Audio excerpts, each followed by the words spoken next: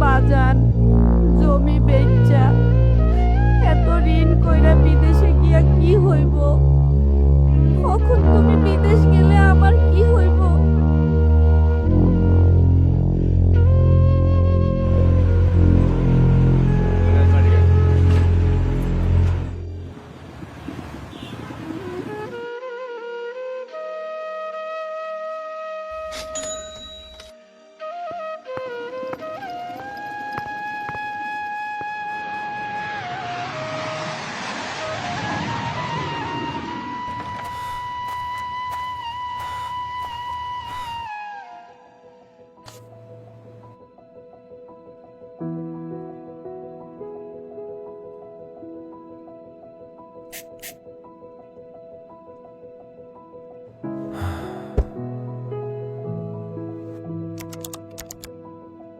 মা, শরীরটা খুব খারাপ লাগতাছে। মনে হয় ঘরে নতুন মানুষ আইব। হাসপাতালে নিব কেডা?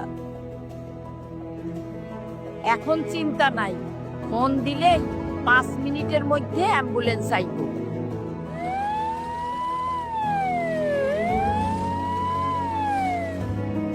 কত টাকা বিল হইছে? আপনার স্বামী দেশকে সমৃদ্ধ করছেন, দেশ কেন প্রবাসীদের পরিবারকে সমৃদ্ধ করবে না? সরকার আপনাদের সেবা প্রদান করছে বিনামূল্যে।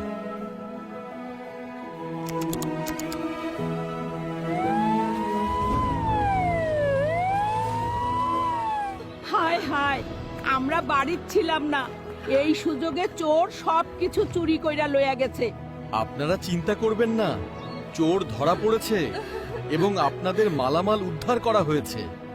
নতুন সরকার আইসা সব কিছুর বিচার দ্রুত করে ফালাইতাছে, কোনো ঘুষ দেওয়ান লাগতেছে না। বৌমা, দেখো তো কি চিঠি দিয়া গেল।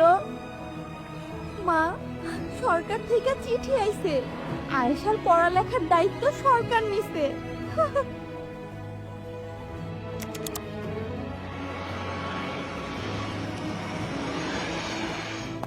প্রবাসীদের সার্বিক সহযোগিতার জন্য আমি জেরিন আছি আপনার সাথে। কিভাবে সাহায্য করতে পারি? তোমরা কেমন আছো?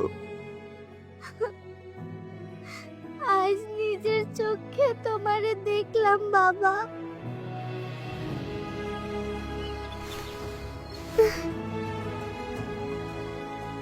তুই কি আবার বিদেশে যাইবি? দেশে বেকারদের প্রশিক্ষণ দিয়া যেমন বিদেশ পাঠাইতেছে, তেমনি দেশেও কর্মসংস্থান তৈরি করতেছে। আগে আমরা প্রবাসীরা ছিলাম টাকার মেশিন।